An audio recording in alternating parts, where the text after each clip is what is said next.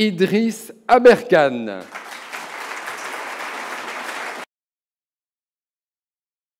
Ça, c'est un extrait d'un film. À votre avis, c'est lequel? Ouais, Docteur Folamour, hein, ou Comment j'ai appris à aimer la bombe. Et en fait, il a un mémo, ce monsieur, dans ce film, qui a vraiment été écrit par des chercheurs américains à la Rand Corporation, qui s'appelait « Cible mondiale en méga-mort ». Méga death. Voilà. Méga mort, c'était, ça voulait dire 1 million de morts. Voilà, donc quand on faisait la guerre nucléaire, pour aller plus vite, on comptait en méga morts. Alors, on m'a demandé de parler du pouvoir. Marc Aurèle disait il y a 2 types de pouvoir. Il y a le pouvoir sur soi et le pouvoir sur les autres. Et le pouvoir sur soi est supérieur au pouvoir sur les autres. C'est Marc Aurèle qui dit ça, le type empereur de Rome, à l'époque où Rome est la plus grande puissance du bassin méditerranéen. Il avait raison, parce que si vous avez du pouvoir sur les autres et pas de pouvoir sur vous-même, qui a du pouvoir sur vous-même? Si ce n'est pas vous qui avez du pouvoir sur vous, qui c'est qui a du pouvoir sur vous? Qui c'est qui vous dirige vos passions, votre connerie, ce que vous avez mangé le matin? On ne sait pas. Et donc, la question du pouvoir, elle commence là pour moi. Le pouvoir sur soi et le pouvoir sur les autres. Alors, pourquoi je vous parle de ça? Parce qu'un jour, il y a un gamin qui est venu me voir et qui m'a demandé « Idriss, toi qui as fait un peu de géopolitique, à quoi elle a servi la Première Guerre mondiale ?» Vous avez déjà posé cette question ou pas? Elle a servi à quoi la Première Guerre mondiale?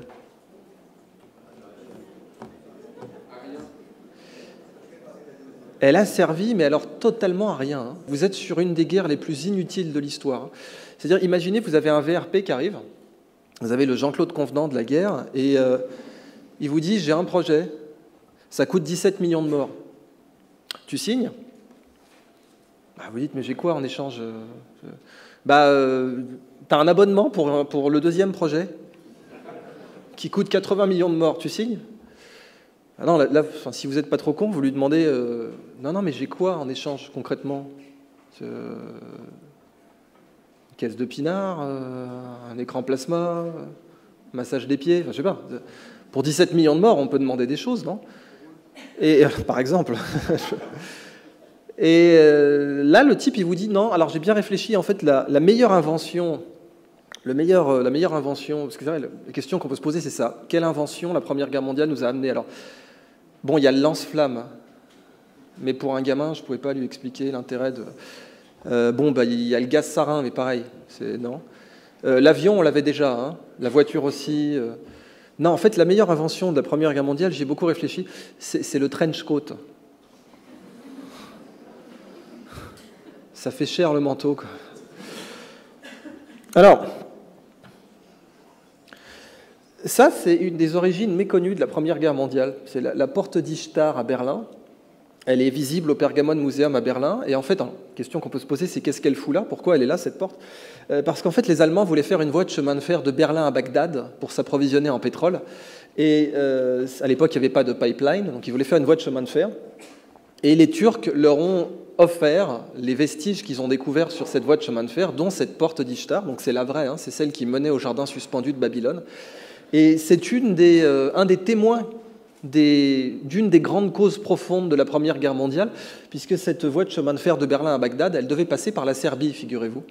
Elle devait passer par la Serbie et les forces de l'Alliance ont financé le nationalisme serbe. On ne s'attendait pas à ce que ça nous pète à la gueule, certes, ça nous a un petit peu échappé sur ce coup-là, mais l'idée était que cette voie de chemin de fer, pour les Français et les Britanniques, il ne fallait pas qu'elle ait lieu. Déjà à l'époque, le pétrole avait joué un rôle significatif, c'est évidemment pas le seul, mais un rôle significatif dans la Première Guerre mondiale. Alors, si j'en reviens à cette idée de la guerre, le pouvoir sur soi, le pouvoir sur les autres, je voudrais vous soumettre des idées un peu farfelues, parce que c'est un peu mon job, et je vais être très honnête, le message le plus important de toute ma conf est celui qui va s'afficher dans cette petite bulle, et il va être là pour vous apprendre un peu à manipuler des idées farfelues. Je suis très sincère avec vous, le message qui va s'afficher là, quand je vous l'aurai donné, vous pouvez vous lever, vous barrer, prendre une bière. Je n'ai pas de message plus important que celui-là.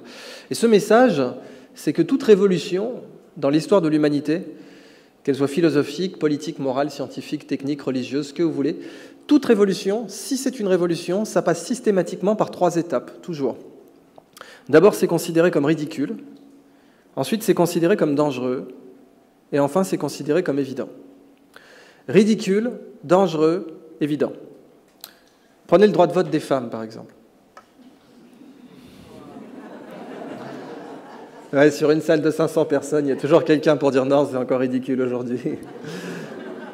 Vous trouverez une cagette de tomates mûres sous vos sièges. Mais bon, 1789, Déclaration des droits de l'homme et du citoyen. Et la citoyenne dans tout ça? Non, écoute, Bobonne, j'ai du travail, laisse-moi tranquille. Alors, Olympe de Gouges va se faire décapiter, donc on arrive dans le dangereux, mais pendant les 100 ans qui vont suivre, quand les femmes demandent le droit de vote, on rigole, quoi. Bon. 1889, c'est dangereux, qui va garder les gosses et faire la vaisselle. Parce qu'au bout de 100 ans, les hommes ont commencé à se poser les vraies questions. Donc du coup, les suffragettes, on les torture, on les incarcère, on les psychiatrise, et en dernier recours, on les tue. Donc là, on est en mode dangereux. Et aujourd'hui, les femmes votent. And so what? C'est complètement évident. Bon, sauf pour certains pays à qui on file la Légion d'honneur. Je l'ai faite devant des préfets, cette vanne. Si vous me cherchez, vous me trouverez au club SM le plus proche. Ouais, tu visualises. Donc, tout ça pour vous dire que ce n'est pas synchrone, le ridicule, dangereux, évident. Il y a des zones pour lesquelles c'est évident et des zones pour lesquelles c'est ridicule. Alors ça, c'est très facile, évidemment, en rétrospective, de se dire ce qui est évident aujourd'hui et qui a été ridicule avant. Ça, c'est facile. Mais ce qui est très difficile, c'est de se poser la question de ce qui est ridicule aujourd'hui et qui pourrait devenir évident. Les soufis disent « le rubis est plus petit que la mine », ce à quoi j'ai envie de répondre « merci d'être venu », mais c'est vrai. C'est-à-dire que le rubis, c'est la révolution, et la mine, c'est les idées à la con. Bon. Si vous voulez trouver un rubis sans mettre les mains dans la mine, il faut aller chez le bijoutier. Mais ce n'est pas vous qui allez prendre la marge. Les révolutions, c'est pareil. Les révolutions sont indiscernables des idées à la con quand elles émergent. C'est-à-dire que cette triade, elle est tellement vraie que si une idée n'est pas considérée comme ridicule, ce n'est pas une révolution. La réciproque n'est pas vraie. C'est-à-dire que toute révolution doit forcément passer par ridicule, mais toute idée à la con n'est pas forcément révolutionnaire. Et pour un preneur de décision, c'est très dur de faire la différence entre une révolution et une idée à la con chimiquement pure. Je vois vos réactions, que vous en manipulez tous les jours. Alors, c'est vraiment ça l'effort, quoi. Considérons des idées qui ont l'air ridicules, mais qui en fait pourraient devenir évidentes. En introduction, cette notion de pouvoir de la connaissance, la notion de guerre à la guerre. C'est une idée un peu bizarre, ça. Pour vous présenter cette idée, je vous présente mon copain le parasite. C'est Toxoplasma gondii, donc c'est un parasite de la souris, du chat et de l'homme. Et ce parasite-là, quand il arrive dans le cerveau de la souris, il lui fait aimer l'odeur de l'urine de chat. Voilà. Il fait que les souris qui sont parasitées par le Toxoplasma gondii aiment l'odeur de l'urine de chat et ont moins peur. Et les humains aussi, voilà, les humains qui sont parasités par Toxoplasma gondii, qui à part ça est totalement inoffensif chez l'homme, sauf chez les femmes enceintes, eh bien les humains parasités aiment aussi l'urine de chat. Voilà, tenez-le vous pour dit. Et ils prennent aussi plus de risques. C'est assez marrant. On sait que, par exemple, les humains qui sont parasités par Toxoplasma gondii ont tendance à conduire plus vite. Voilà, vous pouvez toujours la balancer aux gendarmes sur l'autoroute. Du coup, évidemment, qu'est-ce qui se passe quand une souris se met à avoir une passion invétérée pour l'urine du chat? Tôt ou tard, elle se fait... Voilà. Et c'est ça que j'aime bien chez ce parasite, c'est-à-dire que lui, il gagne à tous les coups. Il infecte la proie et le prédateur. Il s'en fout, lui. Il infecte la souris, il infecte le chat. Donc, quoi qu'il arrive, lui, la guerre entre les chats et les souris, je veux dire, Tom and Jerry War, il s'en fout complètement. Ce parasite-là, c'est pas son problème. Lui, il infecte proie, prédateur, les deux côtés de la ligne de front. Vous voyez ? Et du coup, il gagne à tous les coups. Ça m'a beaucoup inspiré, ça. Parce que il y a un autre parasite, en fait. Ce parasite-là, il ne fait pas beaucoup de morts chez l'humain, quoi. Mais il y a un autre parasite qui infecte les deux côtés aussi. Et ce parasite, il gagne à tous les coups. Quel que soit celui qui gagne, que ce soit le chat ou la souris, ce parasite, il va gagner, quoi qu'il arrive. Il est toujours gagnant, en fait. Et ce parasite, c'est la guerre. Moi, je suis biologiste de formation et c'est tout à fait le genre de question qu'on se pose en biologie. Par exemple, il y a un grand biologiste qui s'appelle James Lovelock qui considère que la planète Terre est vivante. Et c'est pas du tout idiot, parce qu'il se dit que la planète Terre régule sa température, régule tout un tas de paramètres physiologiques, le pH des océans, etc. Et donc, c'est pas idiot de penser que la planète Terre est, à certains égards, une dimension homéostatique, donc peut-être vivante. En biologie théorique, on se pose ce genre de questions pour d'autres phénomènes. Par exemple, est-ce que des idées peuvent être virales? Pas forcément vivantes, mais virales. Et est-ce qu'il peut y avoir des virus de l'humanité qui, comme Toxoplasma gondii, bon, qui n'est pas un virus, qui est un parasite, mais qui gagne à tous les coups, qui infecte le gagnant et le perdant. Ouais, là, je vois des sourcils qui font de l'origami japonaise, mais c'est normal, parce que, je vous ai dit, idée ridicule, dangereuse, évidente. Moi, je ne suis pas là pour enfoncer des portes ouvertes. J'ai aucune valeur à ajouter si je vous amène des idées qui sont déjà évidentes pour vous.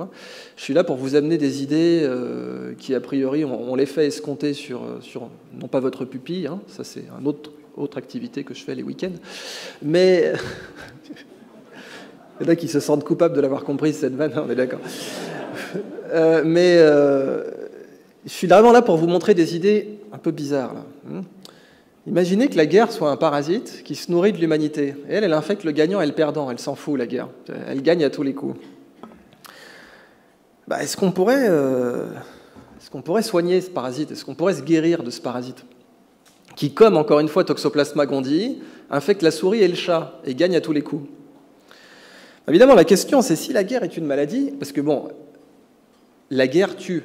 Il faudrait mettre ça sur les paquets, mais c'est le principe. La guerre, oui, c'est une maladie, elle tue. Bon, jusque-là, tout va bien. Si c'est une maladie, peut-on la soigner? Alors, pour la soigner, évidemment, il faut se poser la question du diagnostic. Pour diagnostiquer, il faut vraiment être sûr qu'on est infecté. Bon. Toxoplasma gondii, par exemple, quand vous êtes infecté, il va se placer dans une zone du cerveau qu'on appelle l'amygdale et qui est responsable du sentiment de peur. Et quand elle est détériorée, on a donc moins peur. Donc en fait, Toxoplasma gondii, quand il arrive dans le cerveau, il va essayer de s'emparer d'un centre précis du cerveau. C'est son job. La guerre, quand elle arrive dans notre cerveau, elle fait quoi? Elle s'empare de quel centre, de quelles ressources? Parce que le principe d'un parasite, c'est ça, c'est qu'il va détourner vos ressources. Vérifions qu'on est bien infecté par un machin qui détourne nos ressources. Attention, une fois, le parasite, quand il vous infecte, il ne vous le dit pas. C'est aussi ça le principe. Alors, question, quel est le point commun entre l'université de Stanford et le drone Predator là, que vous voyez à côté?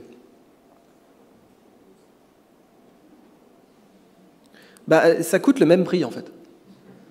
C'est-à-dire que pour construire l'université de Stanford ou pour inventer le drone Predator, c'est 17 milliards de dollars. Donc, d'un côté, vous avez l'université la plus sexy au monde, et de l'autre, donc Facebook, Google, etc. Enfin, Facebook, c'est né à Harvard, mais ensuite sont installés à côté de Stanford. Google, Yahoo, Nike, ce que vous voulez. Et de l'autre, vous avez un drone Predator. Vous sentez que vous vous faites baiser ou pas, là? Donc là, le diagnostic, on peut commencer à le poser. Alors, attention, je ne dis pas que construire des armes, c'est idiot. Pas du tout. En fait, construire des armes, en général, c'est pour les gens les plus brillants de leur génération. Archimède, il faisait des armes. Léonard, totalement des armes. Pareil pour Tesla, qui est le Léonard de Vinci du XXe siècle. Tesla faisait des armes. Nobel faisait carrément des armes. Et Einstein aussi. Donc, en fait, le virus de la guerre, il est très exigeant. Il s'attaque à ce qu'il y a de mieux. Il va vous prendre les meilleurs esprits de son temps, toujours. Le virus de la guerre, quand il arrive dans le cerveau de l'humanité, c'est là qu'il tape, quoi. Alors, il y a des tas de gens qui se sont dit comment on pourrait faire autrement, comment on pourrait essayer de mobiliser un peu ces ressources qu'on utilise pour s'entretuer pour d'autres choses. Alors, William James, grand psychologue américain, il a parlé d'un équivalent moral de la guerre. C'est tout à fait intelligent ce qu'il a dit. Il a dit en gros, quand on est en guerre, on mobilise des ressources et des compétences et de la précision et de la persévérance à un niveau jamais égalé. Il n'y aura aucun moment dans l'humanité où l'humanité va être aussi innovante, preneuse de risques, persévérante que dans une situation de guerre totale. Ce qui serait super, c'est qu'on soit capable d'innover avec ce niveau de précision, mais sans s'entretuer, ce serait pas mal. Il a appelé ça l'équivalent moral de la guerre. Il n'avait aucune idée de comment le faire. Il a juste dit que ça serait bien de chercher. Eisenhower, qui lui, il a vu la Deuxième Guerre mondiale, le plus gros abattoir humain de tous les temps, et il a dit, moi ce que je vois, c'est que ce monde en armes qu'on a créé, parce qu'en plus on a créé une industrie autour de ça évidemment, dépense les rêves de ses enfants et le génie de ses scientifiques. C'est ce qu'il a prononcé dans son discours d'État de l'Union, son dernier discours, son farewell address, son discours d'adieu de son dernier mandat. Il a dit, moi je constate, en tant qu'ancien général et président des États-Unis, qu'on a effectivement une industrie excellente qui crée énormément d'emplois et qui est redoutable, sauf que le génie qu'elle mobilise, elle pourrait le mobiliser pour d'autres choses. Ça ne signifie pas qu'il faut la dissoudre, cette industrie, bien au contraire, mais ça signifie qu'il faudrait l'adresser à d'autres problèmes. Jimmy Carter, donc là vous voyez que c'est dans les deux camps. Eisenhower était républicain, Jimmy Carter démocrate.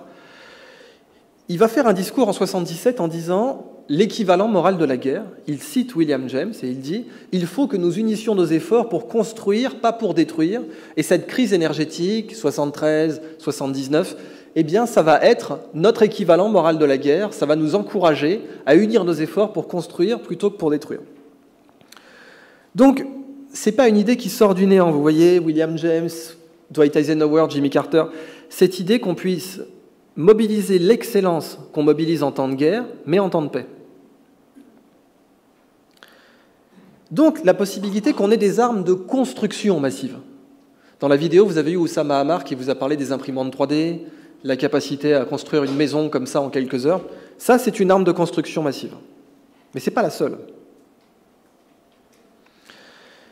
Bon, vous vous souvenez de ces fameuses images.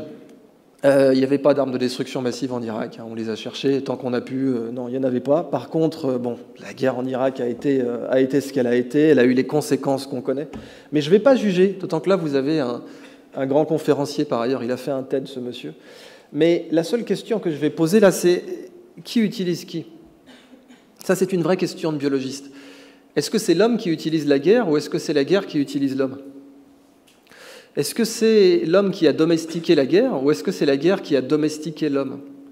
Qui est l'esclave de qui, en fait? Alors évidemment, vous dites, non mais c'est nous. Hein, c'est nous qui décidons de la faire, la guerre. C'est nous qui... Ouais, en biologie, c'est pas toujours évident. Vous savez, il y a des parasites comme ça. Chez la fourmi, il y a un parasite qui peut faire que la fourmi ait qu'une envie, c'est de retourner à la fourmilière pour qu'elle infecte toute la fourmilière. Alors la fourmi, elle va se dire, non, c'est moi qui vais à la fourmilière. Mais non, c'est le parasite qui s'est emparé de son cerveau puis qui lui dit, retourne à la fourmilière. C'est un petit champignon tout à fait vicieux qui pousse dans le cerveau des fourmis. Et c'est tout à fait glauque. Et le champignon va vraiment s'emparer de la fourmi pour la faire rentrer dans la fourmilière pour qu'elle contamine tout le reste.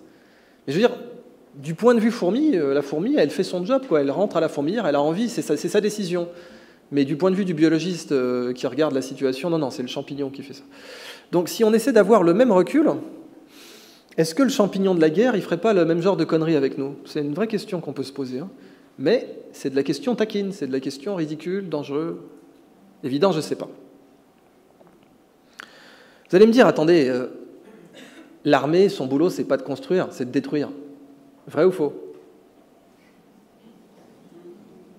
Faux. L'armée, quand elle construit, c'est plutôt bien gaulé. Hein. Je veux dire, ça, c'est Neuf-Brisac, bien avant le Pentagone. C'est en Alsace.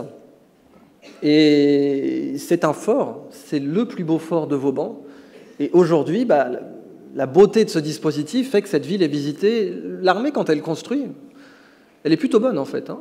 Elle peut construire de façon très durable et très résiliente. Mais elle peut aussi construire vite. Elle peut aussi construire très vite. Là, vous voyez, ça, ce sont les ports Mulberry pendant le débarquement de Normandie. Les Alliés n'avaient pas de port en eau profonde, puisque les Allemands ont dynamité Cherbourg. Et donc, les Alliés, en 48 heures comme ça, vont vous projeter un port en eau profonde. Parce qu'on est comme ça chez les Alliés. On fait et ça va marcher. Les mecs sont capables, comme ça, tac, de vous faire un port en 48 heures. Donc, l'armée, en fait, quand elle construit, elle peut construire très longtemps, très durablement, mais elle peut aussi construire très vite. Plus vite que n'importe qui d'autre. Hein. Ce génie militaire, en génie civil, il se trouve qu'on ne l'avait pas, quoi, la capacité comme ça à vous projeter un port en 48 heures au large des plages normandes. Donc c'est peut-être pas si idiot que ça, la possibilité de mobiliser certaines techniques du génie militaire pour le génie civil. D'autant qu'en fait, à chaque fois qu'on fait ça, je ne sais pas si vous avez remarqué, mais on change le monde. Hein. À chaque fois qu'une technologie militaire passe dans le civil, elle change la Terre entière. Les semi-conducteurs, ça a été inventé par l'armée, ça. Les moteurs de jet, autre invention militaire, développée par les Allemands pendant la Deuxième Guerre mondiale. Les satellites, invention militaire. Le radar, invention militaire. Et l'ordinateur, bien entendu, invention militaire. Sans oublier Internet. L'ARPANET, c'était au départ un simple principe de décentralisation des nœuds de décision américains en cas de guerre nucléaire. Et c'est justement les mêmes personnes qui ont inventé le terme « mégamort » qui ont inventé l'ARPANET, l'ancêtre d'Internet. Parce que leur idée, c'était de décentraliser les nœuds de décision dans la machine de guerre américaine pour qu'une frappe nucléaire ne puisse pas tout immobiliser d'un coup. Ça, 20 ans plus tard, ça allait donner l'Internet. À chaque fois qu'une technologie militaire passe dans le civil, elle crée des millions d'emplois, des milliards de points de PIB, et elle change la Terre entière. Est-ce qu'on pourrait généraliser ce processus ? C'est quoi une superpuissance ? Quand vous ouvrez un manuel de géopolitique, ça vous dit qu'une superpuissance, c'est un grand territoire maîtrisé et une grande population connectée. Alors, une superpuissance, c'est pas du tout d'avoir des armes de destruction massive. Pas du tout. La Corée du Nord a des armes de destruction massive, ce n'est pas une superpuissance. Donc la superpuissance, ce n'est absolument pas détenir ou non des armes de destruction massive. Le Pakistan a des armes de destruction massive, le Pakistan n'est pas une superpuissance. Les attributs de la superpuissance d'un point de vue géopolitique, c'est un grand territoire connecté, une grande population connectée. Alors on dit un territoire maîtrisé, mais par maîtrisé, on entend connecté. Et là, vous voyez, c'est une carte du monde la nuit, et vous voyez, toutes les zones éclairées sont des zones de pouvoir. Plus une zone est éclairée, plus c'est une zone puissante. Et même à l'échelle régionale, vous voyez que les zones les plus puissantes du Moyen-Orient sont les zones les plus éclairées. Donc en fait, cette notion d'armes de construction massive, elle paraît beaucoup plus évidente là d'un coup. Le pouvoir, c'est la capacité à avoir des infrastructures résilientes et efficaces, même efficaces sur le plan énergétique. Par exemple, l'Inde, vous voyez que l'Inde, c'est la seule zone en dehors de la triade avec le Japon, l'Europe et les États-Unis, c'est la seule zone qui a un territoire entièrement illuminé.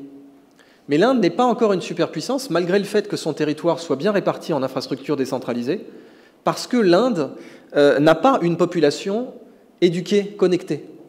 Et c'est pour ça que l'Inde a investi dans des tablettes.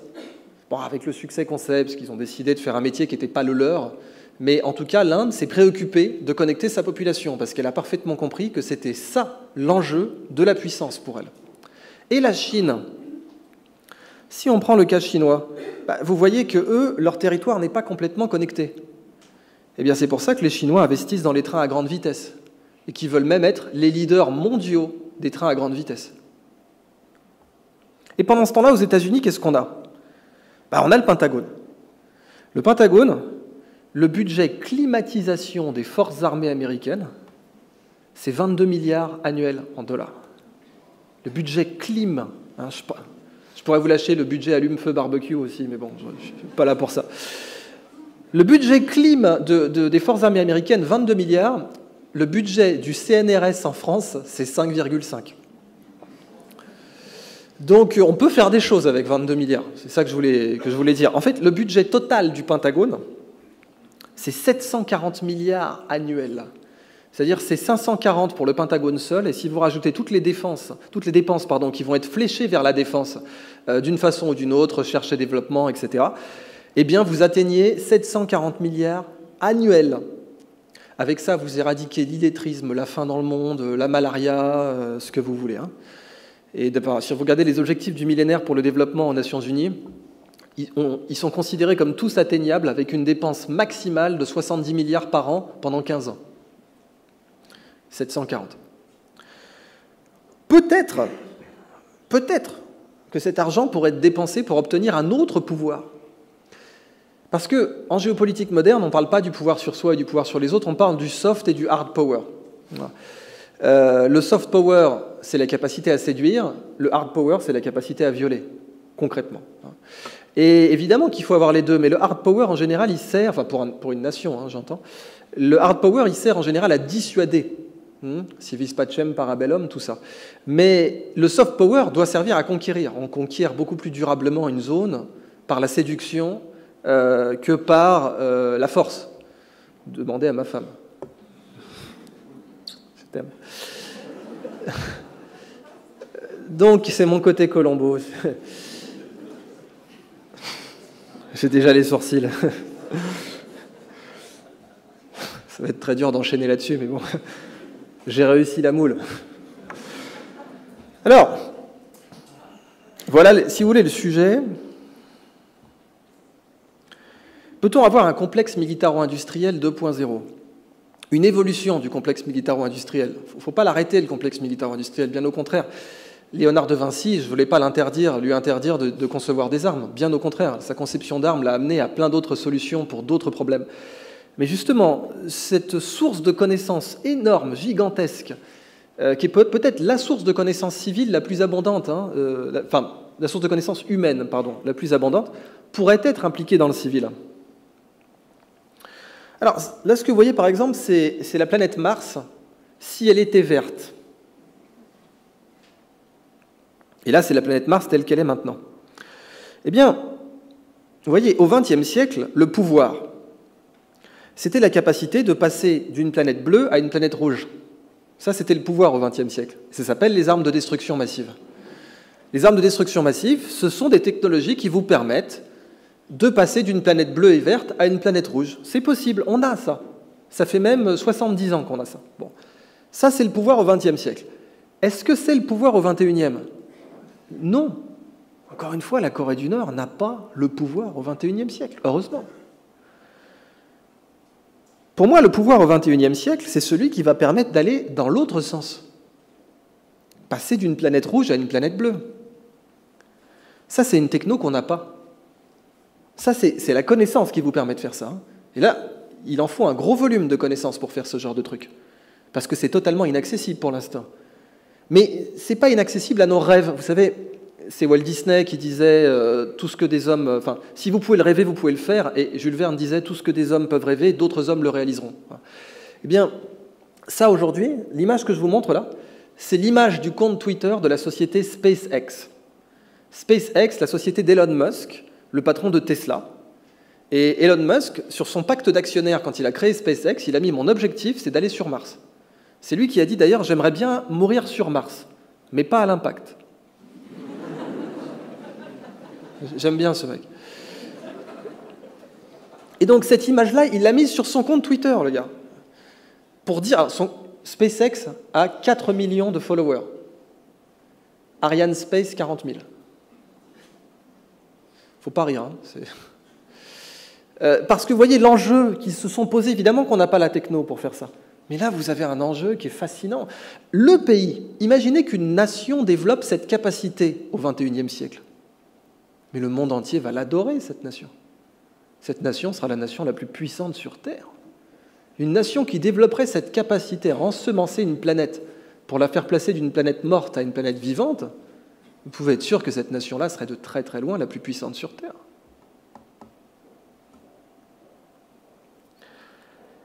Alors c'est ça le pouvoir de la connaissance. On a eu plusieurs âges dans l'humanité. Vous avez eu l'âge de pierre, l'âge de la pierre polie, l'âge de la nouvelle pierre taillée, le néolithique. Ensuite, on a eu l'âge du cuivre, l'âge du bronze, l'âge du fer, l'âge du carbone 1 avec le charbon, l'âge du carbone 2 avec le pétrole et le gaz. Et aujourd'hui, on est rentré dans l'âge de la connaissance. Par exemple, ça c'est quoi ça? C'est le nouveau siège d'Apple. Ouais. C'est le nouveau siège d'Apple à Cupertino. Et il y a plein de choses qu'on pourrait dire là-dessus. C'est une petite plaisanterie à 4,5 milliards. Hein. Ils sont riches, les mecs. Et ça vous montre à quel point ils sont riches, d'ailleurs, puisque c'est plus grand que le Pentagone. C'est plus grand que le Pentagone. Ça ne dépense pas autant, mais c'est plus grand. Et on peut faire tenir le Pentagone à l'intérieur. Quand ils téléphonent à leur banque, les mecs d'Apple, pour savoir combien ils ont sur leur compte courant, à votre avis, la banque, elle répond quoi? Bon. Voilà, c'est créditeur, déjà. Ça, c'est un bon point. La banque, elle répond, votre compte est créditeur. Il y a du liquide. Votre compte est créditeur du PIB du Qatar, plus le budget de défense français. Et quand je dis ça aux États-Unis, ils disent mauvais exemple. 220 milliards de dollars. Bitch. En cash, pour une boîte qui a été créée dans un garage. Apple, ils ne vendent pas du pétrole. Hein. Apple n'est pas ExxonMobil. Ils ne vendent pas du pétrole, les mecs. Aujourd'hui, Facebook vaut 3,5 fois total en bourse. Enfin, c'est même passé à 4 fois maintenant. Facebook vaut plus de 400 milliards en bourse aujourd'hui. Hein. Total vaut 92. Total, une société créée en 1927. Facebook créé en 2004. Facebook vend des données. Total vend du pétrole. La donnée est beaucoup plus chère que le pétrole aujourd'hui. Si vous vendez de la donnée, vous êtes un nouveau pétromonarque. C'est pour ça que Google est aussi riche. Apple, alors vous allez me dire, oui, ils vendent des machines physiques, mais les machines physiques qu'ils vendent, elles valent beaucoup plus cher que leurs composants pris séparément. Et les composants valent beaucoup plus cher que la matière première prise séparément. Et le différentiel entre la matière première et la machine finie, c'est de la connaissance. C'est de la marque, du marketing, des brevets, de la connaissance. C'est immatériel. L'économie immatérielle, il faut bien comprendre, elle a toujours été là. L'économie de la connaissance, ce n'est pas la plus récente, c'est la plus ancienne. L'être humain échangeait des savoirs bien avant d'échanger des matières premières, de l'huile d'olive ou même de la monnaie. L'être humain échangeait le feu. Donner le feu à une tribu, c'était lui donner de la connaissance, lui apprendre à pêcher, lui apprendre où cueillir. Les hominidés, même avant Homo sapiens sapiens, ont échangé des savoirs bien avant d'échanger de la monnaie. Simplement, nous, on ne voit pas cette dimension immatérielle. L'économie immatérielle, elle a toujours été là. Il est impossible d'avoir une activité économique sans connaissance. Ça, c'est pas possible. Vous ne pouvez pas avoir une activité économique si à un moment donné, il n'y a pas quelque part de la connaissance qui est mobilisée. Simplement, nous, les humains, on a un cerveau de primate. Notre cerveau, il a évolué pour voir d'abord le monde tangible, le monde matériel. Parce que c'est le monde matériel qu'on peut manger, ou qui peut nous manger. Donc l'évolution nous a vraiment forcé à voir d'abord le monde tangible. Et c'est pour ça que l'art abstrait est beaucoup plus chiant à regarder que l'art figuratif. Parce que l'art figuratif, c'est concret, notre cerveau comprend tout de suite. L'art abstrait, ça nécessite un effort. L'abstraction nécessite un effort intellectuel. Ça ne signifie pas qu'elle est impossible. La dimension abstraite de l'économie, elle a toujours été là, simplement, on a tendance à l'ignorer parce qu'elle nous demande un effort intellectuel. Si je reviens à ce siège-là, quand ils l'ont construit avec Norman Foster, parce qu'on ne se refuse rien, eh ben, ils voulaient que ça évoque la corbeille de fruits de l'Amérique, qui était le nom de la Californie. La Californie est un État agricole. Bien avant Hollywood, la Silicon Valley, les jeux vidéo ou même l'astronautique, la Californie était un État agricole. C'est encore là-bas qu'on fait le meilleur vin d'Amérique du Nord. Il faut la faire super vite ici. Donc ils ont replanté les abricotiers au centre et tout pour rappeler que la Silicon Valley, avant, c'était des vergers. Ça, c'est une influence du campus d'Apple. À votre avis, c'est quoi?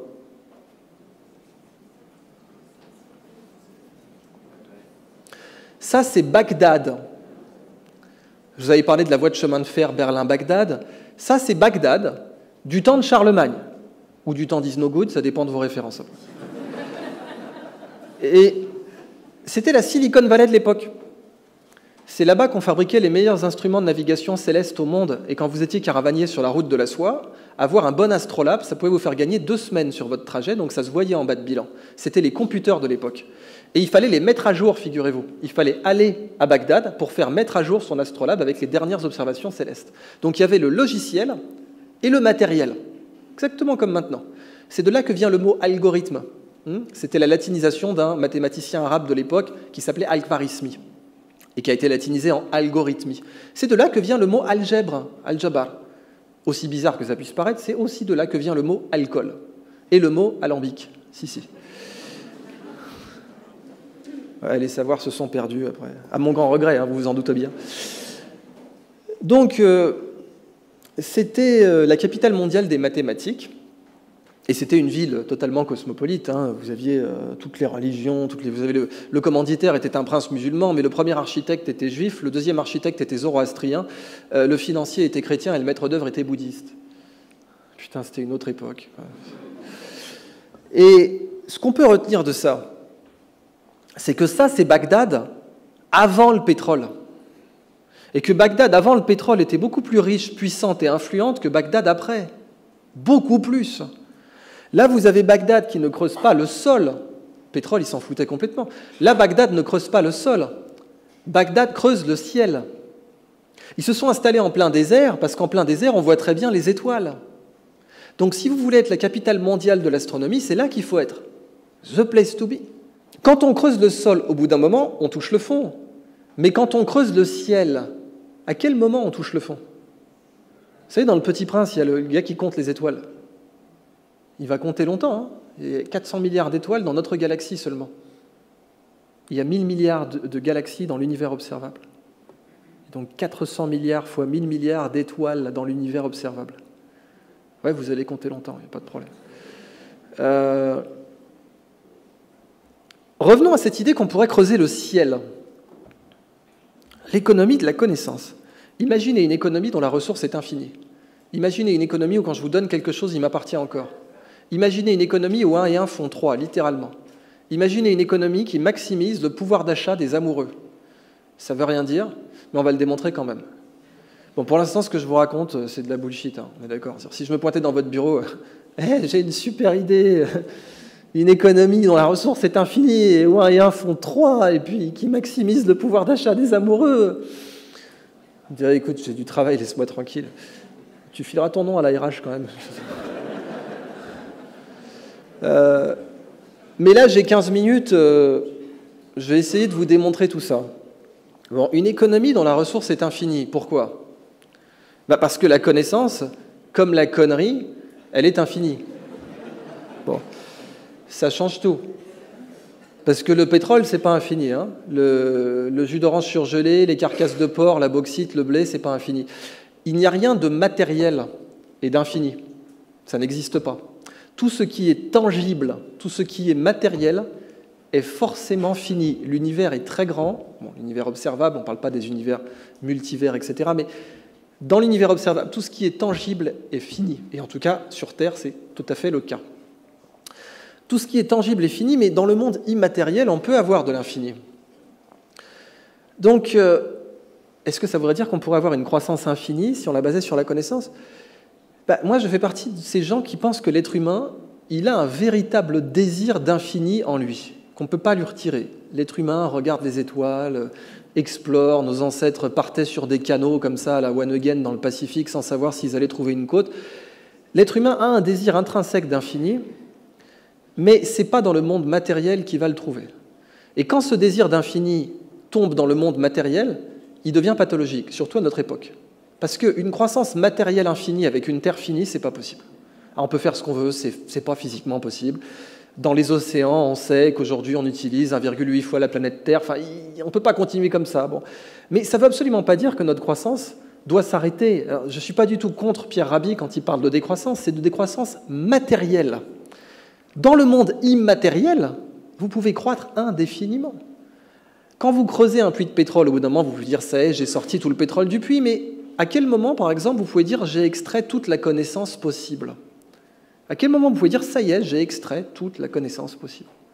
Si vous voulez remplacer connaissance par logiciel, par exemple, à quel moment vous pouvez dire « ça y est, j'ai écrit tous les logiciels possibles » ? À ce moment, il n'arrivera jamais, parce que l'ensemble des logiciels possibles, c'est un ensemble infini.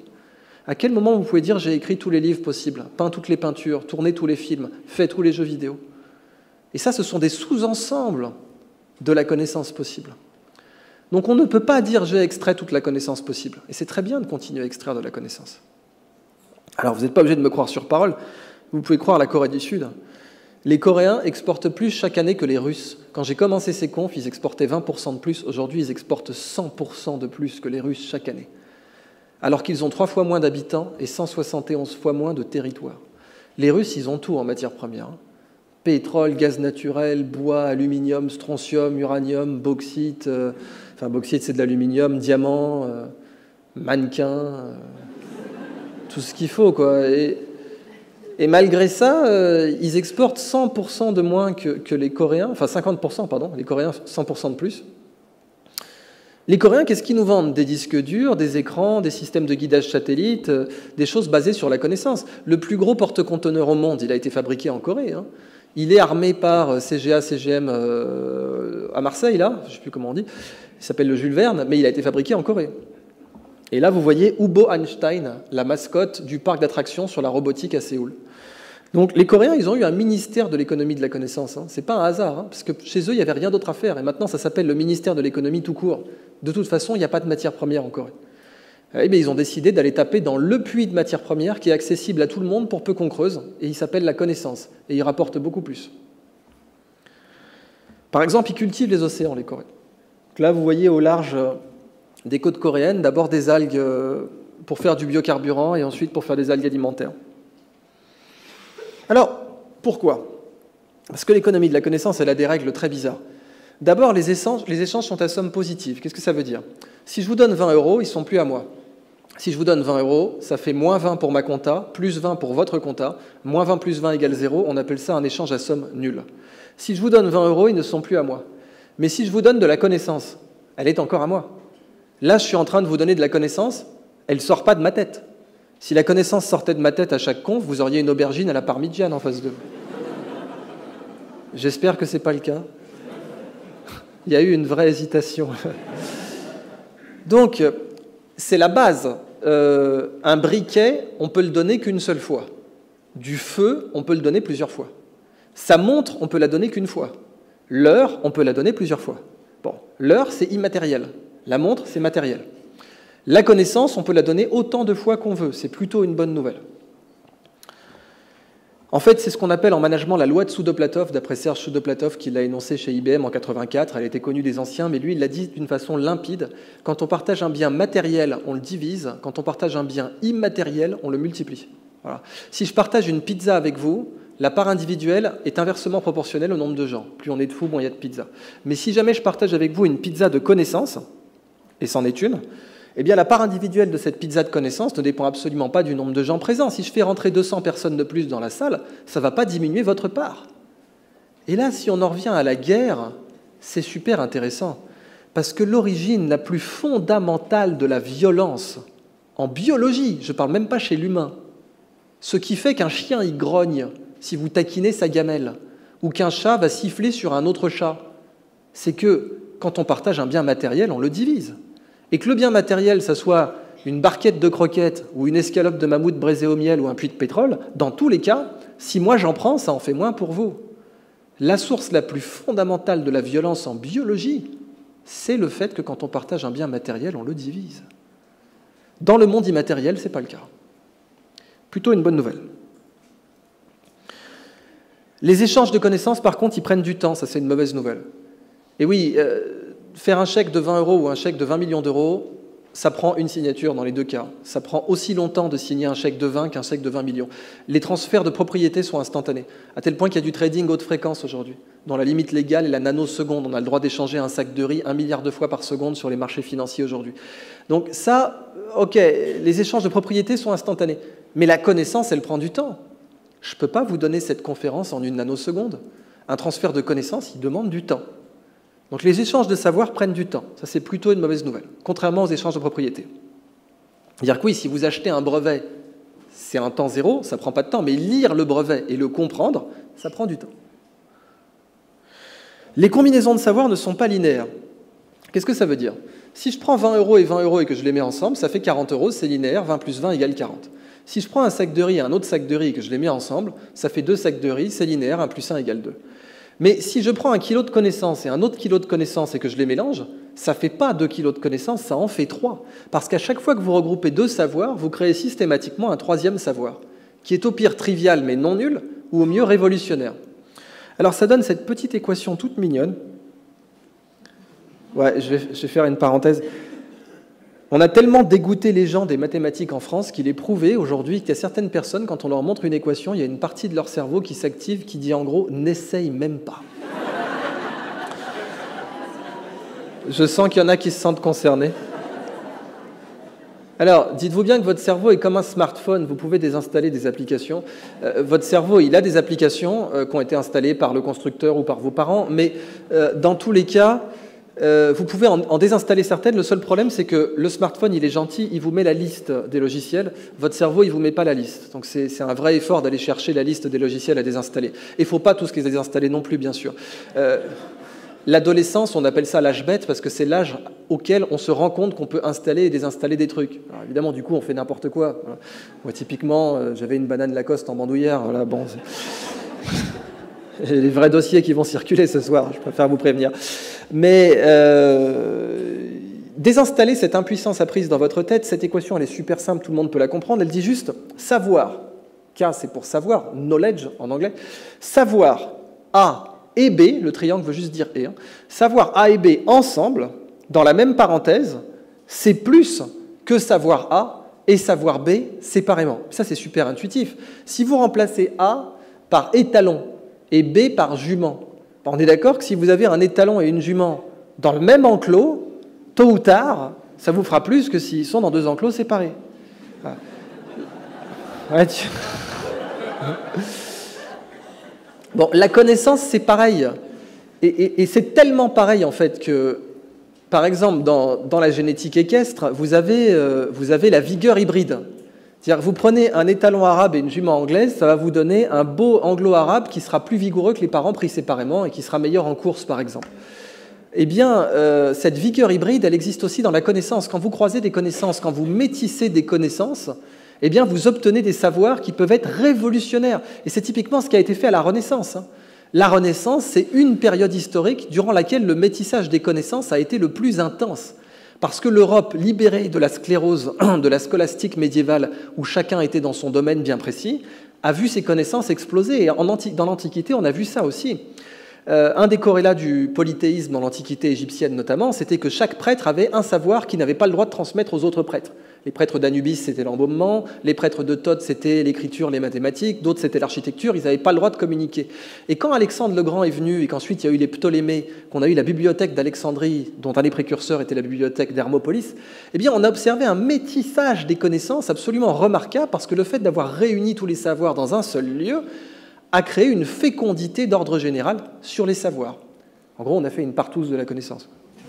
Je savais que oui, là, pareil, on sent que le rire, c'est là, hi, puis direct, vous regardez si les voisins en rigolaient, quoi, puis non, là, j'en assume l'entière responsabilité, il n'y a pas de problème.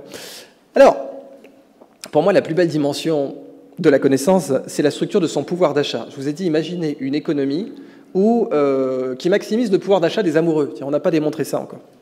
Je vais vous le faire deviner, c'est pour ça que j'ai laissé la slide vide. Là, on est en train de réaliser une transaction de connaissance. Je vous donne de la connaissance, là, maintenant, tout de suite, et vous me donnez deux choses en échange. Lesquelles? De l'attention, très bien, et quoi d'autre? Du temps. Alors, il y a des choses supplémentaires en bonus, ça peut être du feedback, ça peut être... mais ce n'est pas obligatoire. Mais les choses sine qua non, sans lesquelles il est physiquement impossible de télécharger un savoir dans sa tête, c'est l'attention et le temps. Alors, ça donne cette autre petite équation toute mignonne. Bon, elle ne mord pas, elle dit juste « La connaissance téléchargée dans votre tête est proportionnelle au produit de l'attention et du temps. » Donc, phi de k, ça veut juste dire la connaissance téléchargée. Le signe au milieu veut dire proportionnel, c'est tout. Et A fois T. Qu'est-ce que ça veut dire concrètement? L'eau qu'on va sortir d'un puits, elle est proportionnelle aux efforts multipliés par le temps. Bon, elle est proportionnelle aux efforts, bon, la taille du seau, le poids, ça va vous donner l'effort. Et puis, le temps que vous allez puiser. Si vous mettez beaucoup d'efforts et que vous puisez une minute, vous aurez un certain volume d'eau. Si vous mettez beaucoup d'efforts et que vous puisez des heures, vous aurez un gros volume d'eau. Ça, c'est un gisement de connaissances. Ça, c'est une source de connaissances. La connaissance que vous allez mettre dans votre tête à partir de ce gisement de connaissances, elle est directement proportionnelle à l'attention multipliée par le temps. Alors, cette équation, elle n'est pas parfaite. Elle ne prend pas en compte l'expérience, la consolidation, le sommeil. C'est une équation dite naïve, c'est la plus simple. Mais elle est déjà super intéressante. Parce que, pourquoi j'ai mis un produit déjà? Pourquoi j'ai mis A fois T? Parce que le produit, en mathématiques, ça a une propriété bien particulière, c'est la contagion du zéro. Contagion du zéro, ça veut dire quoi? Ça veut dire que si vous faites A fois B fois C fois D jusqu'à Z, et qu'une des lettres vaut zéro, tout le monde vaut zéro. Eh bien, c'est ce que je voulais. Si vous me donnez 1 heure de votre temps, mais que pendant 1 heure, vous êtes en mode musique de Barry White dans votre tête, il n'y aura pas beaucoup d'échanges de connaissances. J'aime bien cet exemple parce que statistiquement, il y a forcément une personne dans la salle qui va avoir « Let the music play » pendant 1 heure. Vous sentez que ça monte ou pas là? Si vous me donnez toute votre attention et 30 secondes, il n'y a pas beaucoup d'échanges non plus. Donc on voit bien qu'il faut payer les deux. Attention fois temps. La monnaie de l'économie de la connaissance, ce n'est pas l'heure, c'est l'at. Et un at, c'est 1 heure à attention maximale. Et attention maximale, c'est très facile à définir, c'est quand vous êtes tellement pris par un bouquin que vous ratez votre station.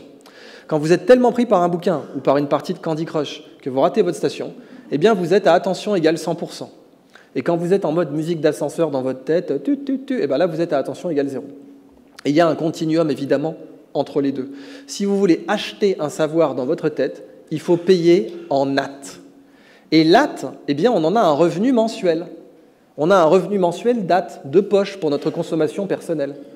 Mais si votre pouvoir d'achat il est en at, le chômeur, il a plus de pouvoir d'achat mensuel que le salarié. son revenu mensuel date de poche est supérieur à celui du salarié. Sauf si le salarié confond sa comptabilité personnelle et sa comptabilité d'entreprise. En natte. Hein. Qu'est-ce que ça veut dire confondre sa compta personnelle et d'entreprise en natte? Ça veut dire apprendre sur le lieu de travail des choses qu'on aurait voulu apprendre sur son temps libre. Typiquement ce qu'encourage Google aujourd'hui. Hein. Apprendre sur son lieu de travail des choses qu'on aurait désiré apprendre sur son temps libre. Ça, c'est mobiliser des actes professionnels pour sa consommation personnelle. Mais également, le petit Somalien, il n'est pas né avec 1 000 $ en poche, mais il est né avec de l'attention et du temps. Le petit Somalien, il a un pouvoir d'achat à la naissance dans l'économie de la connaissance. Alors attention, le pouvoir d'achat, ce n'est pas équivalent à l'accès au magasin. En économie, on sépare les deux. Si vous avez 1 million d'euros sur votre compte en banque et que les banques sont fermées, vous avez 1 million d'euros à la banque. En tout cas, pour le fisc, vous les avez. Donc en économie, on sépare accès au magasin de pouvoir d'achat. Le petit Somalien n'a pas le même accès au supermarché de la connaissance que nous, c'est vrai. Et encore qu'avec Internet, c'est en train de s'ajuster petit à petit. Mais il est né avec de l'attention et du temps. Pour moi, la plus belle conséquence de cette équation, c'est la condition à laquelle on maximise son pouvoir d'achat. Comment ça s'appelle quand on donne toute son attention et tout son temps à une personne? L'amour. Quand on aime quelqu'un, on a envie de lui donner un maximum de notre attention et de notre temps. Notre capacité à mobiliser des hâtes pour cette personne est maximale. Et notre capacité à maintenir une attention élevée longtemps aussi. Si c'est une corvée, ça va être très facile d'en être distrait. C'est ça la différence entre une corvée et une passion. Une corvée, très forte barrière d'entrée, très faible barrière de sortie. Très forte barrière d'entrée parce que c'est dur de commencer une corvée. Et c'est très facile d'arrêter. Une corvée, vous rentrez chez vous, vous êtes fatigué, vous n'avez pas envie de vous y mettre. Et en admettant que vous vous y soyez mis, dès que le téléphone sonne, vous arrêtez. Donc, forte barrière d'entrée, faible barrière de sortie. Une passion, c'est l'inverse. Une passion, c'est très facile de commencer, et si le téléphone sonne, vous n'en avez rien à foutre. Donc, très forte barrière de sortie. On voit la différence de compétitivité entre passion et corvée. Et en fait, ça, c'est un point essentiel, parce que, voyez-vous, la révolution industrielle, elle nous a laissé avec 2 énormes mensonges qu'on continue à entretenir par ignorance. Et ces 2 mensonges, c'est produire ou s'épanouir, il faut choisir. Premier mensonge. Produire ou s'épanouir, il faut choisir. Ou bien tu es productif, mais tu seras dépressif. Ou bien tu es épanoui, mais tu es un glandeur. Voilà, tu es un traître au redressement national. Bon. En Asie, on le sent. Hein. En Asie, on le sent vraiment. C'est-à-dire que si tu es en train de t'épanouir, c'est qu'il y a un truc qui ne va pas. C'est que tu trahis l'économie de la ville. Ça, c'est le premier mensonge de la révolution industrielle. Et l'autre mensonge, on va le voir après, c'est nature ou emploi, il faut choisir. Alors, là où il y a de la nature, il n'y a pas d'emploi, c'est la campagne. Et là où il y a de l'emploi, il n'y a pas de nature, c'est la ville. Et on ne peut pas avoir les deux. Quoi qu'il arrive, l'emploi et la nature sont en compétition. On va voir que c'est totalement faux, ça. On va le démontrer. Et pour en venir là, produire ou s'épanouir, faut-il choisir? L'économie de la connaissance maximise littéralement le pouvoir d'achat des amoureux. Là, normalement, je jette le micro et je me casse. Parce que quand vous aimez un domaine, votre capacité à maintenir une attention élevée dessus augmente. Si vous avez 5 heures pour apprendre un dossier et que pour une raison ou une autre, vous êtes amoureux de ce dossier, eh bien vous aurez 5 hâtes. Votre attention sera maximale. Le clampin à côté qui n'a aucune envie de se plonger dans le dossier, il aura peut-être 0,5 hâtes, parce que son attention sera minimale, même sur 5 heures. Donc votre capacité à télécharger de la connaissance augmente quand vous aimez ça. Et ça, je veux dire, c'est quelque chose qui était connu depuis l'Antiquité. Hein. Alors évidemment, juste en dessous l'amour, il y a l'addiction. Et oui, tout amour est addictif, mais toute addiction n'est pas forcément amoureuse. Je vous laisse méditer là-dessus 5 minutes. Si vous voyez un cas qui vous revient dans votre vie personnelle. Donc évidemment, il y a des médias qui sont redoutables pour capter l'attention et le temps. Et ces médias, ce sont les jeux. Et pas que les jeux vidéo. C'est connu depuis l'Antiquité que les jeux sont des aspirateurs à hâte. Les Grecs, quand ils voulaient avoir la paix, ils faisaient les Jeux olympiques. Toutes les cités regardaient et on avait la paix. Les Romains, quand ils voulaient avoir la paix dans la cité, ils faisaient les Jeux du cirque. Tout le monde regardait et on avait la paix. Et encore aujourd'hui, quand TF1 veut vendre un encart publicitaire, on est bien d'accord qu'ils ne mettent pas un cours au Collège de France. Hein. Ils mettent des jeux. Soit des jeux télévisés, soit du foot, qui est un jeu. Et on est d'accord qu'une finale de Coupe du Monde de foot va capter beaucoup plus d'attention et de temps en une fois que tout le monde universitaire en 10 ans. Et c'est pour ça que Neymar est beaucoup mieux payé que moi. Rigolez pas, c'est pas censé être drôle. Même d'un point de vue architectural, si on était un extraterrestre qui étudiait la planète Terre, on serait obligé d'admettre qu'aujourd'hui, ça fait totalement sens de construire des stades de 80 000 personnes, mais que vous ne verrez jamais quelqu'un construire un amphi de 80 000 personnes. Ouais, ça vous fait rire, ça ne devrait pas. Vous voyez bien que les jeux, intrinsèquement, sont redoutables pour capter l'attention et le temps. Et il faut s'en servir de ça. Parce que oui, les jeux vidéo aussi. Tenez par exemple World of Warcraft. En fait, il est tellement excessif ce jeu qu'il y a des concours de costards, et là, on appelle ça du cosplay. Ça, c'est la gagnante, c'est 200 000 € de prix pour ce costume. Mais c'est encore anecdotique, ça, parce qu'il y a des joueurs professionnels, figurez-vous. Pour d'autres jeux, comme Dota 2, StarCraft 2, il y a des joueurs professionnels, et ils peuvent faire jusqu'à 6 millions de dollars sur une compétition. 6 millions.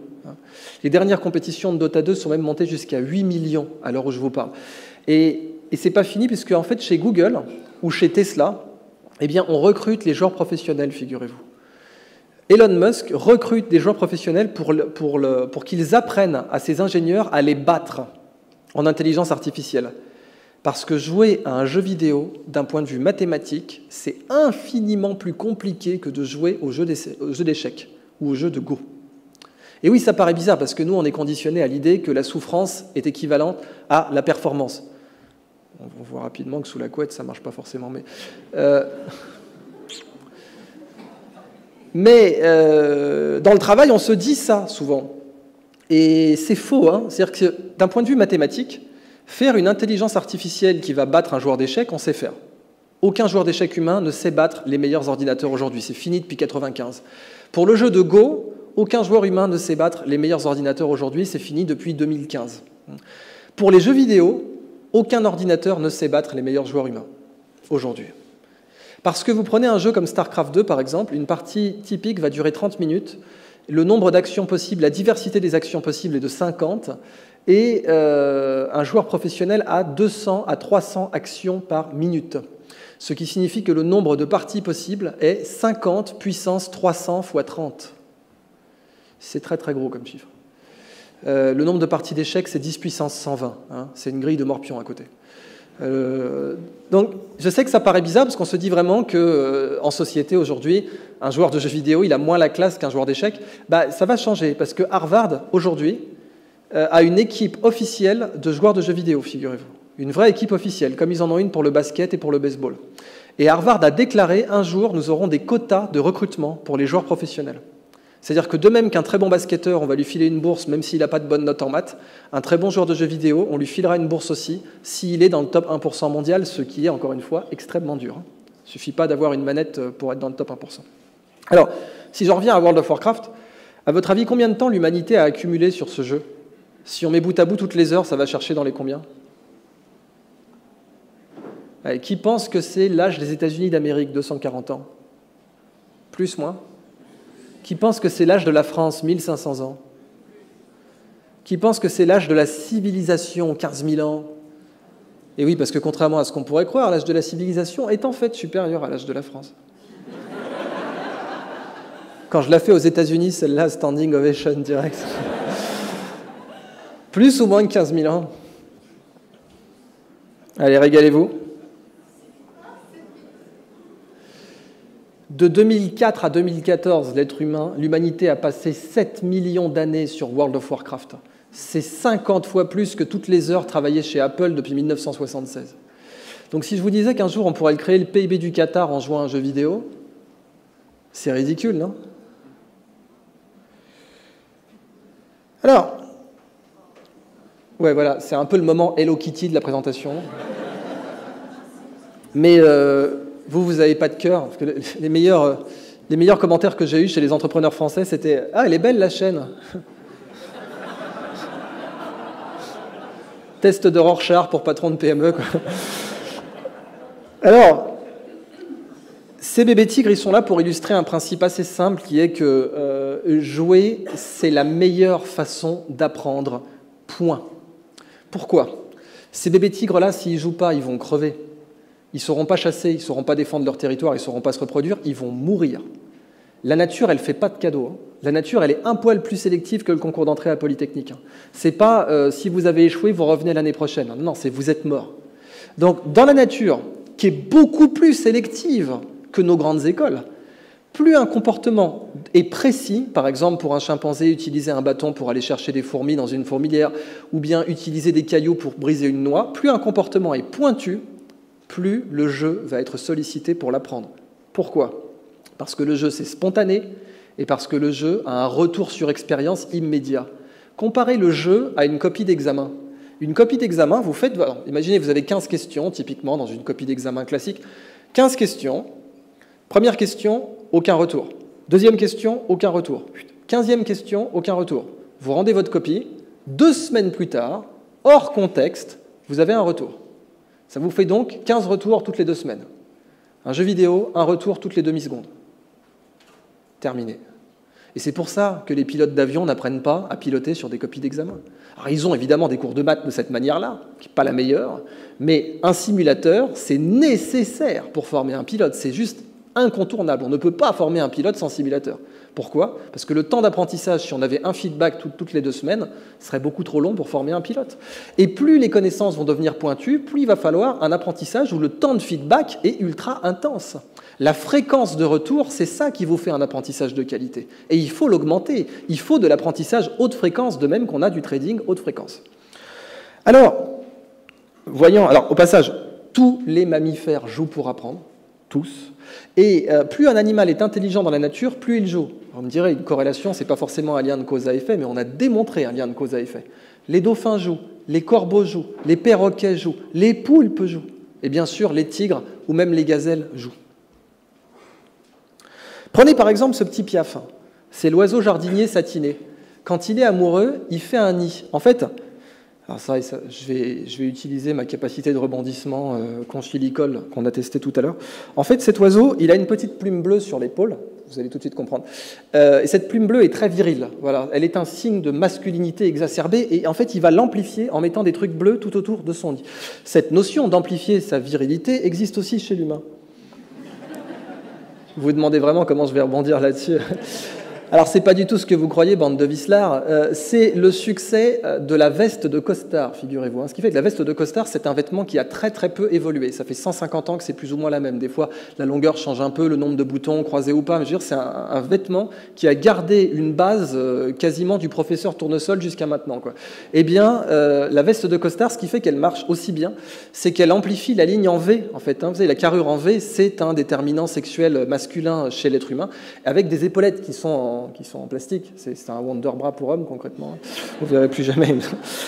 Bon, bref. Alors, ce petit piaf, quand il est amoureux, il construit un nid richement décoré. Bon, vous voyez, ce piaf, là, il veut choper, hein, concrètement. Et puis, il va danser autour de son petit nid, voilà. Et chez ce piaf, il y a un nid pour choper et il y a un nid pour élever les enfants. Ça vous rappelle rien? C'est une blague en 2 temps, ça. Alors, qu'est-ce qu'il illustre, ce petit piaf? Il illustre les 3 P de l'amour. Quand on est amoureux, ce qui se passe dans notre cerveau, c'est qu'on va être plus précis, plus persévérant et prendre plus de risques. Précision, persévérance, prise de risque. Ça, c'est quelque chose que vous retrouvez dans la plupart des parades nuptiales un peu compliquées. Vous voyez, ce nid, il est au niveau du sol. C'est super risqué pour un oiseau, ça, hein, prise de risque. Aller chercher les bouchons de bouteille, et l'oiseau sait les dévisser en plus, figurez-vous, ça c'est très précis, c'est un QI élevé pour un oiseau, c'est de la précision. Et puis, persévérance, et oui, si jamais la femelle ne veut pas de lui, eh ben, il va recommencer. J'ai beaucoup appris de cet oiseau. Précision, persévérance, prise de risque. Eh bien, les Japonais ont ce concept-là qu'ils appellent ikigai. C'est en gros, fais ce que tu aimes, fais ce que tu sais faire, fais ce dont le monde a besoin et fais ce pourquoi tu peux être payé parce qu'il n'y a aucune honte à ça. Et l'ikigai, donc la raison d'être, eh bien, c'est le summum de la compétitivité, selon les Japonais, mais c'est aussi le summum de l'épanouissement. Vous voyez bien qu'on peut avoir les deux, en fait. Et si on donne un petit exemple, je pourrais vous filer les slides si vous voulez. Hein. Je vous présente Wallace Chan, le plus grand bijoutier sur Terre. Et Wallace Chan, il n'était pas du tout prédisposé à être bijoutier puisqu'il était moine bouddhiste. Donc je vous parle d'un métier qui ne vous prédispose pas à taquiner de la pierre précieuse tous les 4 matins non plus. Ben, lui, un jour, il a eu le déclic, il s'est dit « je veux tailler des pierres, il n'y a rien qui m'excite plus que ça ». Et ses parents lui ont dit « mais t'es dingue, enfin, je veux dire, t'as que ton sari, faut arrêter avec cette ambition-là, ça te mènera nulle part ». Pendant plus de 20 ans, il va être obsédé par ça, il va aller à Hong Kong, faire des petits boulots, habiter dans une chambre de bonne, acheter des pierres, se faire arnaquer. Enfin, je vous passe les péripéties, tribulations de Wallace Chan en Chine. Et il va avoir les plus grandes difficultés du monde à percer, mais quand il va percer, ça va vous donner ça. Le mec, il refuse des ventes à 210 millions de dollars. Il a fait un collier, c'est même pas celui-là, c'est un truc encore plus dingue que celui-là. 210 millions de dollars. Là, vous voyez, c'est pierre sur pierre, c'est-à-dire que les grosses pierres sont tenues entre elles par les plus petites. C'est pas du métal qui les tient, ce sont d'autres pierres. C'est genre la technique tenon-mortaise, quoi. C'est de la folie.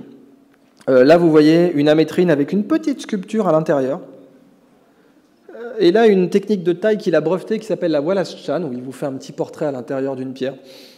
Donc, Wallace Chan, pour moi, c'est l'exemple parfait du cerveau humain dopé à l'amour. C'est-à-dire que c'est l'équivalent humain du petit Piaf qu'on a vu tout à l'heure. La bio-inspiration, c'est quoi? C'est la science qui vous dit que le plus gros gisement de connaissances sur Terre, c'est la nature. En fait, vous ne trouverez pas de gisement de savoir plus vaste et plus profond que la nature. Parce que la nature, ça fait 4 milliards d'années qu'elle fait de la recherche et développement. Vous savez, Apple, ils sont riches, ça fait 40 ans qu'ils font de la recherche et développement. La nature, elle en fait depuis 4 milliards d'années. Donc évidemment que les solutions qu'elle a découvertes sont complètement dingues. Et valent beaucoup plus cher que les solutions d'Apple, si on savait les commercialiser. La nature est une bibliothèque. Simplement, nous, on a brûlé les livres au lieu de les lire. Si vous filez un livre à un chimpanzé, il va le voir comme un objet physique, comme un objet tangible. Pour un chimpanzé, un livre, c'est un objet physique, ce n'est pas un objet intellectuel. Nous, on sait lire, on sait que la vraie valeur dans un livre, ce n'est pas son papier, ce sont ses lettres. On peut avoir un livre sans papier aujourd'hui, il y a les PDF, avant il y avait la tradition orale. Un livre sans papier, c'est possible, mais un livre sans lettres, c'est pas possible. La vraie valeur dans un bouquin, c'est les lettres. Quand on partage les lettres d'un livre, on les multiplie. Quand on partage le papier d'un livre, on le divise. Si vous utilisez un livre comme un gisement de papier, vous allez le détruire. Si vous utilisez un livre comme un gisement de lettres, vous allez le protéger. La nature, c'est la même chose. Il y a beaucoup plus de pognon à faire. Vraiment, je parle d'une façon la plus terre-à-terre. Il y a plein de gens qui m'ont reproché d'utiliser les notions comptables, le pognon, le capital, dans la préservation de la nature. Et je leur disais, les gars, moi, le mec qui va au supermarché avec ses Tupperware, j'ai pas besoin de lui parler. Il pèse aucune part de marché dans la pollution mondiale. Si vous voulez résoudre la pollution mondiale, il faut parler le langage des pollueurs. Et le langage des pollueurs, c'est le bas de bilan. Quand vous arrivez et que vous leur dites, non, mais sans polluer, tu vas gagner beaucoup plus, je vous prie de me croire qu'il va vous écouter, le mec. La nature, si vous avez hérité d'une bibliothèque de votre grand-père, la meilleure façon de faire de l'argent avec, c'est pas de la vendre au kilo, c'est de la louer. Et c'est de vendre non pas le papier, mais les lettres.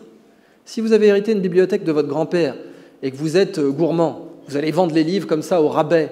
Mais ce n'est pas là-dessus que vous allez faire le plus d'argent. Imaginez, vous avez vendu un livre 10 balles, et en fait, il y a un expert qui arrive qui dit « Ouais, mais ce que tu as vendu, c'est une édition originale des Fleurs du Mal, ça coûte 15 000. » Ah oui, mais je l'ai déjà vendu, merde. La nature, c'est ça. C'est exactement ça qu'on a fait avec la nature. On a vendu des espèces, on les a détruites, quoi, pour faire un petit billet, alors qu'on aurait pu faire beaucoup, beaucoup plus. Il ne faut pas opposer nature et prospérité. La nature est le meilleur modèle de prospérité sur Terre. Elle part d'une île volcanique vierge et elle vous en fait New York, la nature, avec des arbres, avec des services, avec des échanges d'énergie, de matière. La nature est le meilleur modèle de prospérité sur Terre. Un petit exemple, ça c'est du silicium imprimé par une algue, une diatomée. Il y en a dans l'air qu'on respire, là. Son squelette est en silicium. Quand une diatomée imprime du silicium, ça donne ça.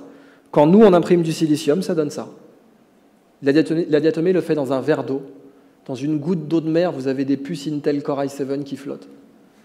Et elles flottent en nous narguant depuis 60 millions d'années. La nature est high-tech. Elle est tellement high-tech qu'on ne sait pas la reproduire. Je vais vous prendre un autre exemple au pif, la tour Eiffel. Elle est plus légère que le cylindre d'air qui la contient. Vous voyez, vous prenez le cylindre d'air qui contient la tour Eiffel, il est plus lourd que la tour elle-même. Et ce tour de passe-passe architectural et d'ingénierie, il est rendu possible parce que Koechlin, l'ingénieur en chef d'Eiffel, avait copié le tissu osseux humain. Donc il s'était inspiré du fémur humain. Et ça a donné tout un tas de planches intéressantes pour alléger les bâtiments en architecture. Samsung étudie cette petite sèche parce que c'est le meilleur écran connu sur Terre. Nous ne connaissons pas d'écran plus performant que cette sèche à l'heure actuelle. Donc vous voyez, imaginez, c'est comme un devoir sur table. Le devoir sur table, c'est les nouveaux écrans dissertés. Vous avez 10 ans. C'est un examen compliqué, hein. C'est les gros joueurs qui peuvent y participer. Alors vous avez l'élève Samsung, vous avez l'élève Google, vous avez l'élève LG, l'élève Microsoft, l'élève Apple, puis ils sont tous là en train de plancher sur l'examen, hein, qui est super dur. Mais l'élève Samsung, dans sa petite poche, il a la petite sèche qui lui donne toutes les réponses. C'est donc une anti-sèche.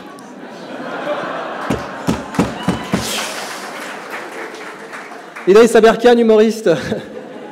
Mariage, première communion, bar mitzvah. Bon, cette blague à 2 balles est là pour illustrer un concept simple qui est le raccourci R&D. Avant, on faisait une bibliographie quand on voulait faire de la recherche. Maintenant, on fait une physiographie, c'est-à-dire qu'on va voir dans le vivant. On va aussi regarder les bouquins du vivant. Le vivant fait de la recherche, c'est même le meilleur chercheur sur Terre. Et ce chercheur, il faut lire ses productions, parce qu'elles sont brillantes. Allez, un dernier exemple. Bah tiens, je veux dire, là, on n'est plus dans la petite sèche. Je vous parle quand même de Léon de Bruxelles au départ. Hein. On est sur un... Bon, et ben effectivement, on ne connaît pas de colle plus performante que le byssus de moule à l'heure actuelle. C'est-à-dire que cette colle que les moules utilisent pour s'agripper au rocher, c'est la colle la plus performante sur Terre. Elle est plus performante que les colles de la NASA, que les colles de l'armée. Elle fonctionne à basse température, haute température, résiste aux UV, résiste aux flambements et aux forces de torsion des vagues, etc. Et elle colle sous l'eau et sur surface non nettoyée. C'est complètement dingue. On ne connaît pas de colle aussi performante. Figurez-vous que c'est une soie, qu'elle est tissable, on peut faire des vêtements avec. Il y a une tombe à Budapest dans laquelle on a retrouvé des vêtements en byssus de moule. Donc il y avait toute une filière, on la jette aujourd'hui. Et c'est aussi le meilleur fil suturant connu sur Terre, d'où la petite blague, les mecs, fermez les plaies avec le fil, pas le coquillage. Allez, un dernier exemple, ce sera vraiment mon dernier. Ce petit coquillage est hautement toxique. Il est hautement toxique. Vous savez, en général, dans la nature, hein, ce qui est flashy est venimeux.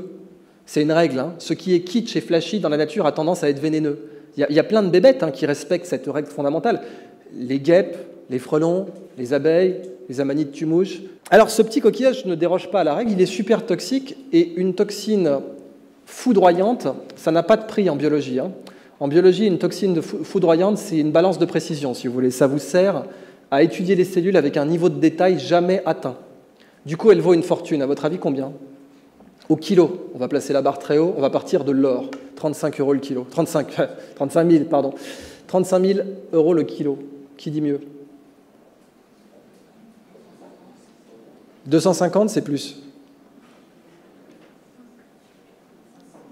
500 000, c'est plus. Allez-y, hein, c'est pas comme si c'était votre argent. Le million, c'est beaucoup plus. 10 millions, c'est plus. Allez, je vous laisse faire le calcul.